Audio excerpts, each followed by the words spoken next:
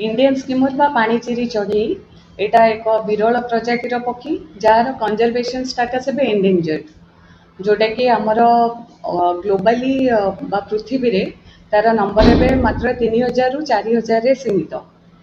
तो आमर सौभाग्यर विषय जे चढ़ई आमर आठगड़ बनखंडर कखड़ी घाट पाखरे एवं एपटे मुंडली पाखरे देखा जाउछंती। सेमाने आम ए एरियाटी को तांकर बासस्थली हिसाब से नहीं आपको सुइटेबल भाई सेमानंकर अंडा दबा जगह हिसाब से आमर कखड़ीर बारुणी घाट पाखरे थिबा महानदी पठारे जो बालीचर अच्छी सेटा तांकर बासस्थली एवं नदी मझीर जो बालीचर थाए सेटा तांकर बासस्थान हिसाब से अत्यंत तांको पई की उपयोगी।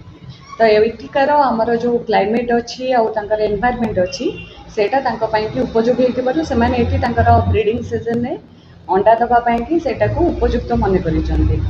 तो वर्तमान आमर आठगड़ बनखंड यही प्रजातिर सुरक्षा पई विशेष ध्यान देइछि। ए वर्ष आमर ए पर्यंत सेठी 165 टी चढ़ई अछंती जो माने 82 टी अंडा देइछंती एवं ता भितर ए पर्यंत 35 टी छुआ फुटी सारलेनी आ अंडा दबा प्रक्रिया एबे भी जारी रहिछि।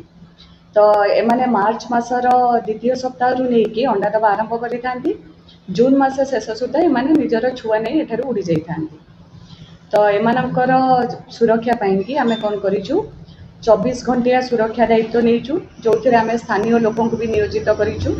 स्थानीय स्कूल रे आमे सेमानकर सचेतनता कार्यक्रम करूँ ता सहित स्थानीय बासिंदा एवं मत्स्यजीवी समुदाय जो माने अछंती तांको सहित भी आमे सचेतनता कार्यक्रम करूँ। से अंचल जिबा पे बारण करा जाय।